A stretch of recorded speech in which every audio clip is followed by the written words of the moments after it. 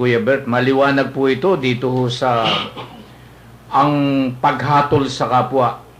Yun na lamang hong manduduro tayo ng kapwa eh. Di ho ba ang isa'y nakaturo, yung tatlo yata eh. Yung tatlo yung nakabalik sa atin.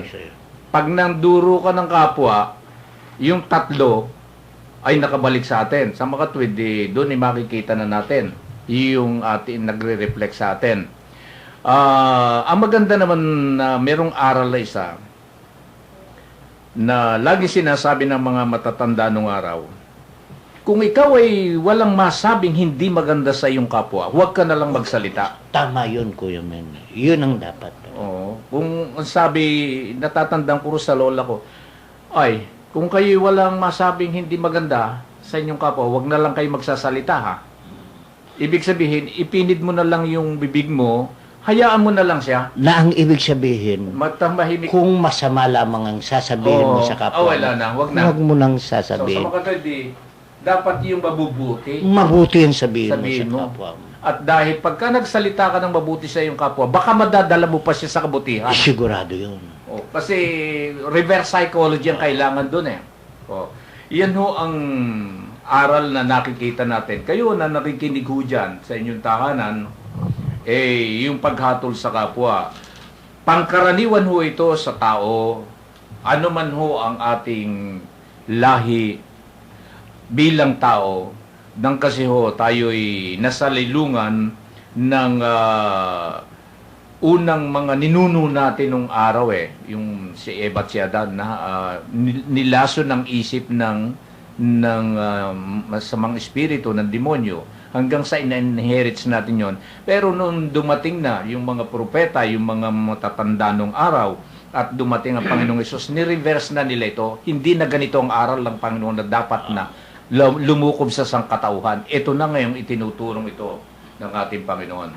So, sa mga tuwid, pagka lahat ay kabutihan, ang namamayani sa tao, may pagkakaunawaan, may pagmamahalan, wala nang siraan, wala na yung mga bansang na nagsisiraan, wala na yung mga tao nagsisiraan, di yan na naghahari ang Diyos sa tao. Nandyan ang kapayapaan. Nandyan ang kapayapaan. Di ba, Kuya Ben? Oo, kasi ang nagiging simula kasi talaga ng gulo, kaguluhan.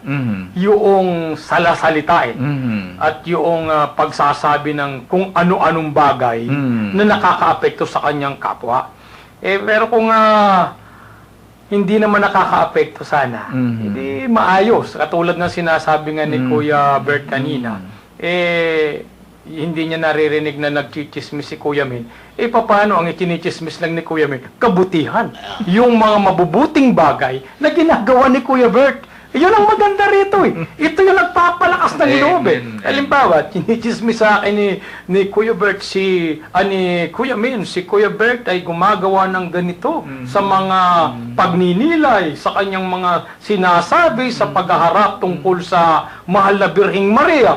Abay, ibang klaseng chismis siya. Chismis na magpapatatag ng pananampalataya. Pero kung ang sasabihin mo ay ibang bagay, at nakasasama, baka madala yung sinasabihan mo rin. Ay, walang kwenta. Parang gano'n. Hindi, pagka merong mga nagkukwentuhan at ang kwentuhan di medyo patungkol na dun sa mga ugali at mga buhay ng kapwa, tahimik na lang. Bayaan naman lang sila.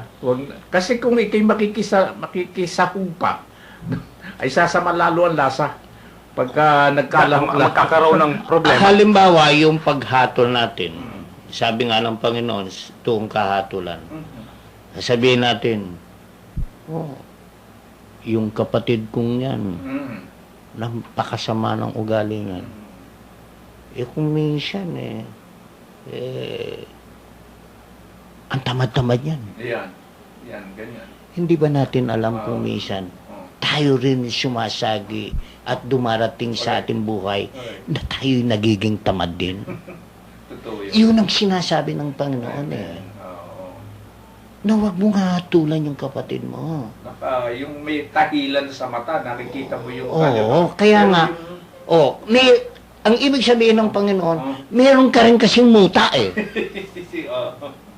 Bago ka mag-alis ng muta ng kapwa mo, alisin mo muna yung muta mo. Correct. Para makita mo yung Oo. Correct. wing ng kapatid mo o ng muta ng kapatid mo. Ayun. Meron ka rin pagkukulang na madalit sabing ibig ipahiwatig sa atin ng Diyos. Meron din tayong mga kahinaan. Yun ang ibig niyang sabihin. Kaya wag ka nang mag-aalis ng muta ng kapwa mo. Yun. So, ayan ho, yung paghatol sa kapwa, pakiiwasan ho natin yan. At madali lang ho naman yan eh. Yung tinetrain ho natin ang ating sarili na kung anong makita natin sa ating kapwa, hayaan na lang natin. Hayaan natin, pabayaan natin sila. At kung merong tayo masasabi sa kanyang maganda, yun na lang ang sabihin natin. Oo. Para sa gayon eh, Kung ma-encourage. mapahalalahanan mo ba? Oo, yung maganda. Para maging hindi siya ganun eh. Oo. Yun ang sabihin. Pero isiraan mo sa kapwa Amen. mo. Mali. So, yan ho. Ang unang pasok ho ng chapter 7 ng Mateo, ang tungkol ho yan sa ang paghatol sa kapwa.